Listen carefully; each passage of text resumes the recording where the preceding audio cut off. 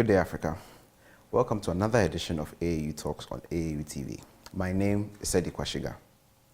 You can follow us on our Facebook page and our YouTube channel at the Association of African Universities. In today's edition, we'll be discussing the commercialization of research in the Sudan. Let's pause here for a quick break, and when we return, I'll introduce our guests who will help us discuss the topic some more. Please stay tuned.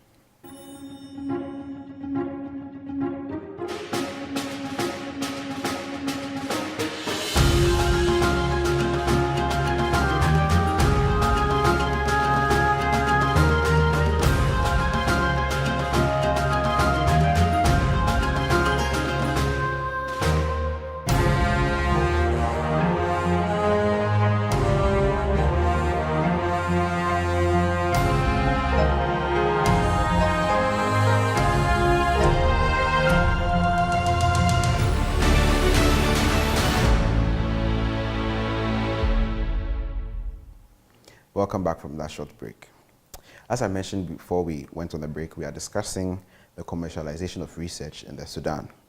And I have here with me Insitar Soghayroun, who is the Dean of the Deanship for Scientific Research at the University of Khartoum. She's an archaeologist by profession and is a member of the archaeology department here at the University of Khartoum. Welcome to AAU Talks, ma'am. You're welcome, thank you. Okay, so to begin with, can you just tell us what the state of research is here in the Sudan? Okay, the state of research, I believe that it is going well. People here are doing their best, despite the fact that there is meager resources as far as funding and other issues that you know all around Africa.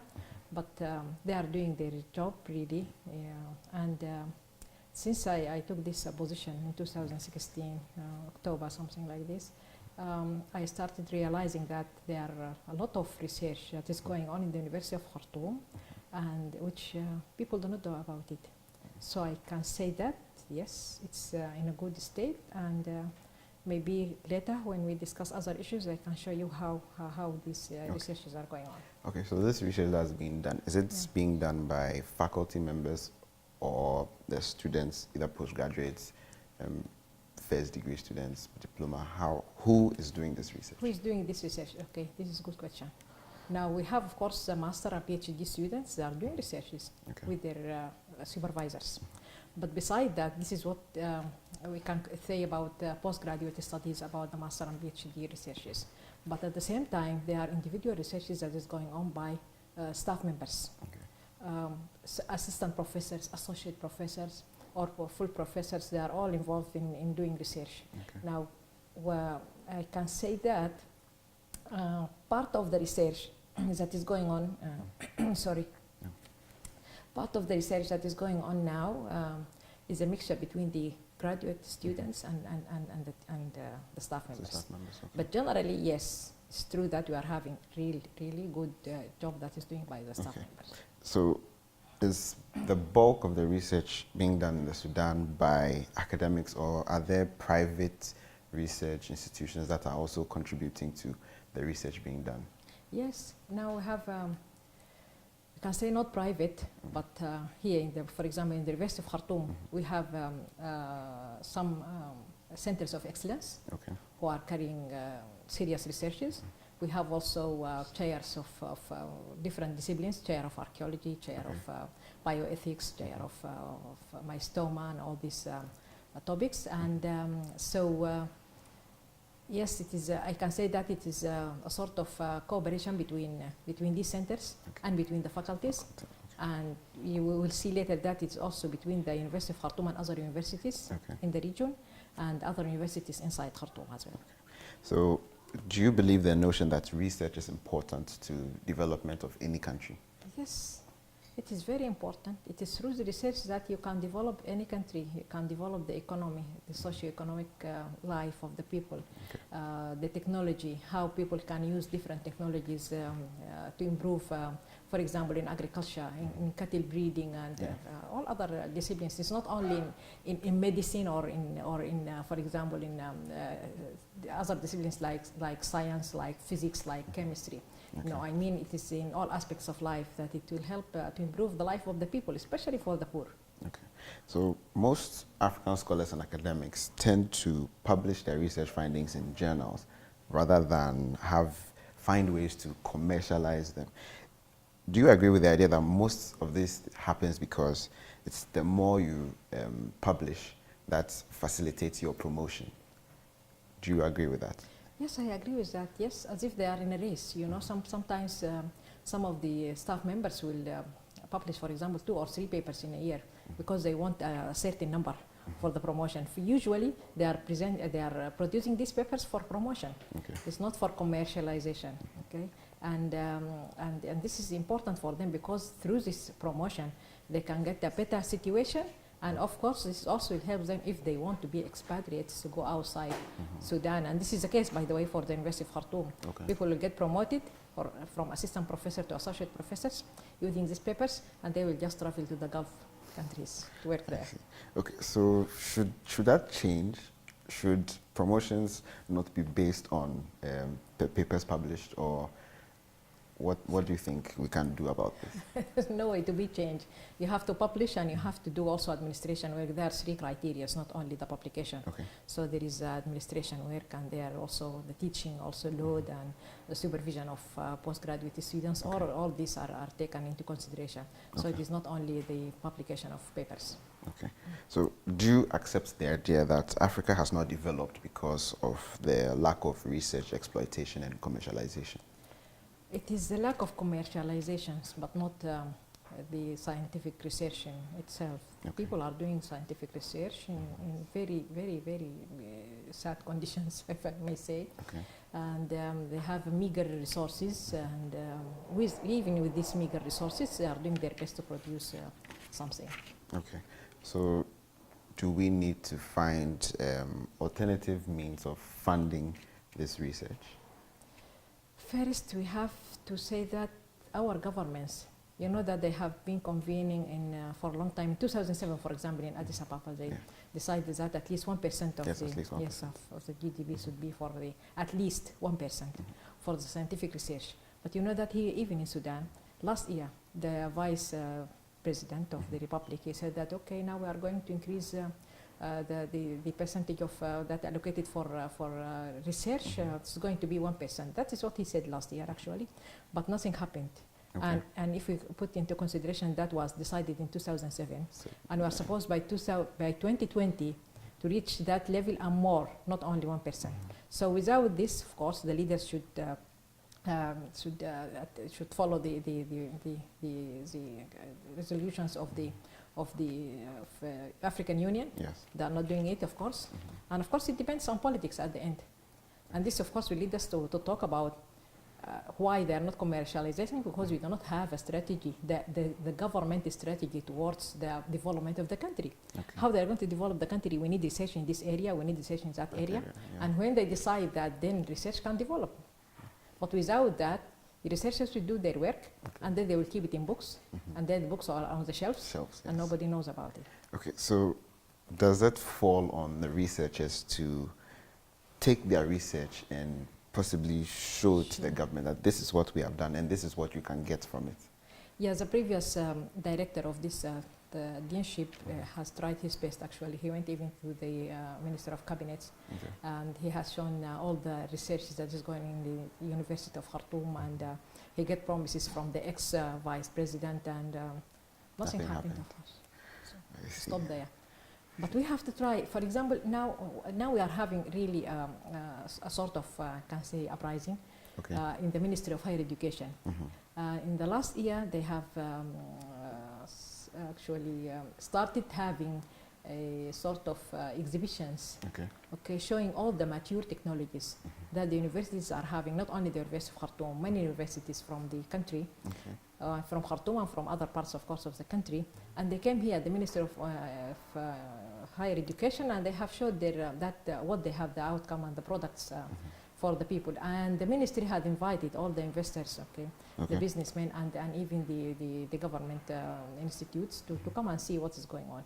Actually, I haven't followed that, and I don't know whether that has given its fruits or not. Okay, so leading into this, there's usually a lot of talk of university and industry linkage and partnership. Is that the way to go? ideally? That is the way to do it.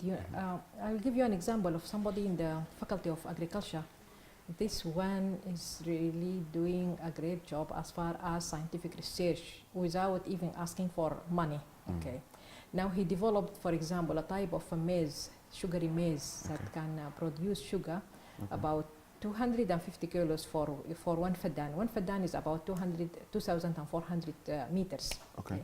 So in this piece of land, you can produce this sugary maize, and from this, the poor man can get sugar, okay, which is cheaper.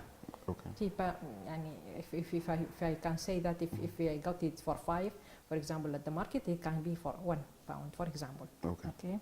So this one is an example of how people are really doing their scientific research, and how this can help, to alleviate the poverty from the country. Okay. So how to commercialize that? I talked to some of the businessmen.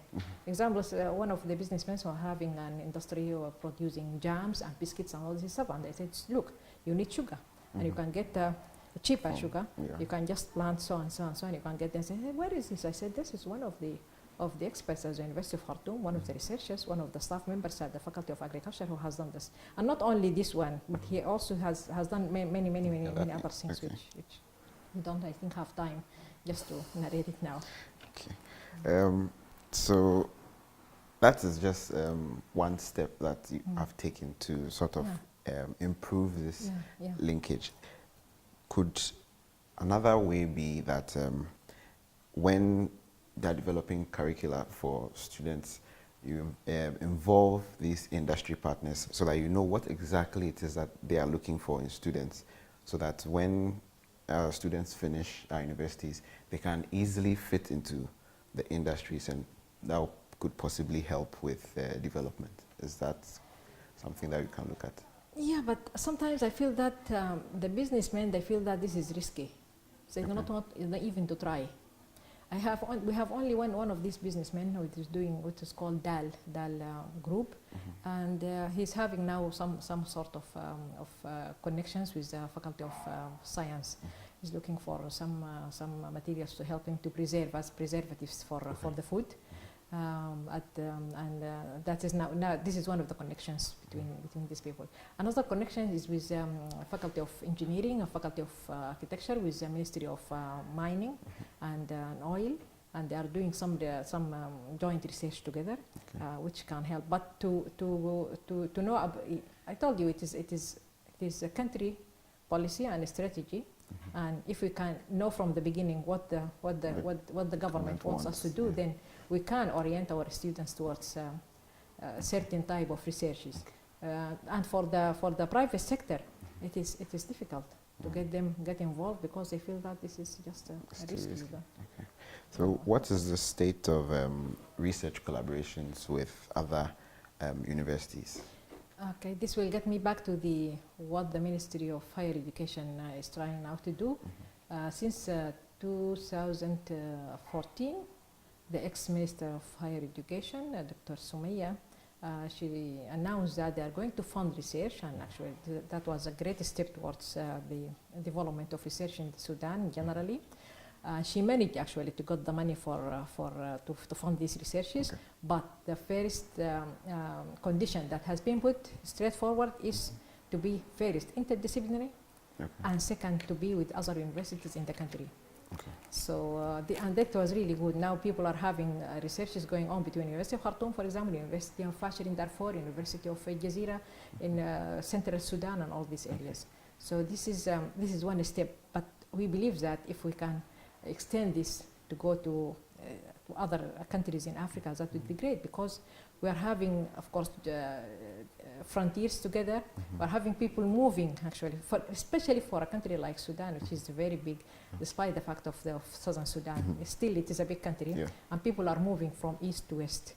This movement, which has not been recognized actually by people a long time ago, they believe that the movement is along the Nile, north and south, but the real movement was east and west. East and west bring people, and as I said, that when the people come here, they would add more, of course, to the mosaic of the cultural mosaic of the country. But at the same time, some of them would come with their animals.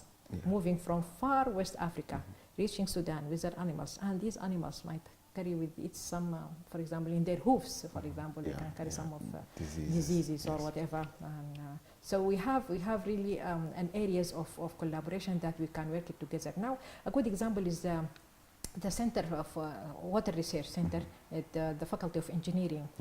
They are doing a good job with the Nile Basin countries. And now they're having their second meeting for water diplomacy, which is very important when you look at the water and the issue of the Nile and all this thorny question of who owns what and who gets what. So this is a good example. The Mystoma Center, which for the Faculty of Medicine. Again, this is having good relations with Eritrea, with Benin, with Chad, with other countries, because they are dealing with the disease that is spread along this savanna belt from far West Africa and up to Sudan and even to India. So this is type of research that can extend our research from local to regional, and of course for international, they are having their good relations with other countries. Okay, viewers, we are discussing research commercialization in the Sudan, specifically the University of Khartoum, and we have Ms. Insitar Soghayroun, who is the Dean of the Deanship for Scientific Research at the University of Khartoum, who is helping us to understand some of the dynamics that are involved in commercialization of research. So at this point, we'll take a break and we'll return shortly and finish the discussion. Please stay tuned. The University of Khartoum is the oldest university in Sudan. It has a lot of faculties, and this includes the science faculty. The science faculty has a lot of facilities, and among them is the Microbial Culture Collection Unit, MCCU. The MCCU has two sub-units, namely the Molecular Biology and the Microbiology units. The Microbiology units consist of the culture room and the Microbiology lab. The Microbiology lab is well equipped with state-of-the-art facilities to conduct analysis on bacteria and other microbes. The bacteria are then sent to the culture room for incubation based on two temperatures, that is, the cold and the room temperature. There is also a freeze dryer that converts bacteria into powdery forms to be stored over time. The Molecular Biology unit is where DNAs are extracted using equipment such as microwaves. Other facilities of the unit include a sterilization room, where all equipment used in the unit are sterilized. It is also where the microbes used in the various experiments are killed. A cold room, where samples such as DNA and media are kept, as well as a meeting room where seminars and experiments are done.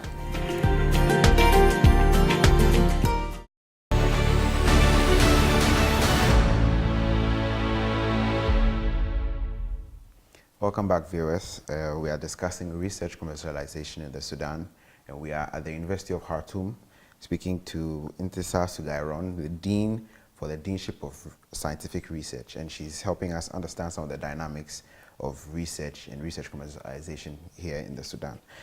Okay, so Soghayroun, to continue, research usually has, the aim of research is to come out with some findings and some information. How is this information being protected? Are there any patents or copyrights that you have as an institute to protect the intellectual property that you are coming up with? Okay, for the Sudan, yes, we have patent, we have intellectual property. People who ever done any one of these outcomes or the products of the research, they can just go and register it. And we have here a body that where people can register these patents. Yes, and I can refer here also to the Pan-African Intellectual Property Organization. This is also one of the outcomes of the 2007 meeting in Addis Ababa. Yeah, which but actually it has come to light in 2016 only. That's a long time. Yes, it's a long time, but at the end it is there, and now it is now on the site of the African Union. Okay. Okay. So for these findings that you come up with, how well is this information being disseminated? Okay. Most of them usually in conferences, workshops, inside and outside. Okay. But mainly it is outside the country. Most of the staffs will go to different countries, whether in Africa or in Asia or in Europe or the Americas, to present their talks according to the different scientific conferences. That is one thing. And the other thing, of course, the publication. And this is one, of course, of the thorny issues, again, when we look at these predatory journals that is now, you can find it in your email every day. You'll find 6 or 10 of these asking me to publish, for example. So problem of predatory journals and the problem of this headache of impact factor and citation and all these things. We are trying here in the University of Khartoum at least to help to show them which ones are the predatory journals. We organized 2 seminars for the people, and now some of the staff will come back and ask if we have an idea about this journal or that journal, whether to publish in it or not. So this is sort of a healthy, gesture that people are going on the right track. That is one thing. The other thing is that for other publications, it's difficult, to pay. They need money. $200 at least is a lot of money into Sudan today. Okay, a long time ago it wasn't the money, but now it's a lot of money. And the university cannot, of course, pay for its staff. Yeah. Yes, for each one to publish at least one in one of these journals. Again, the African Union, I think after that meeting, they have issued a sort of a mega journal, something like this, and it is to help the people here from Africa, the Africans, to publish and to have in a good, reputable journal. So if we can go a step forward towards this generalization, even here within the University of Khartoum, I have been holding meetings with the editors of the more than 16 journals in the University of Khartoum. I told them that we need to have at least 4 magazines, and we can help this, and we can make it, international journals, yes, to give it recognition, international, to be recognized internationally, all these things. But they don't want to. Everyone will say, "Oh no, this magazine is one of the oldest. How do you want me to forget about the title of it or the name of it, and then you want me to have it, for example, within humanities and social sciences?" And to dissolve it into that name. No, we don't agree. So even within the country here, within the university itself, we are having problem of getting the people together to get just 4 reputable magazines. Now imagine if we ask them that, okay, now we want to add more, to have it in the region, for example, East Africa, for example, region, or all over Africa. Anyway, it is difficult, but people have to try. You will find some resistance at the beginning, but then people would accept it as the end. Okay. So with the University of Khartoum being the oldest university in the Republic and seeming to have a fairly strong standing when it comes to research, do you have any programs for mentoring these smaller universities in the ways of research and the dissemination of research? Yeah. We here for our deanship, we also held 3 workshops for people from other universities here in Sudan.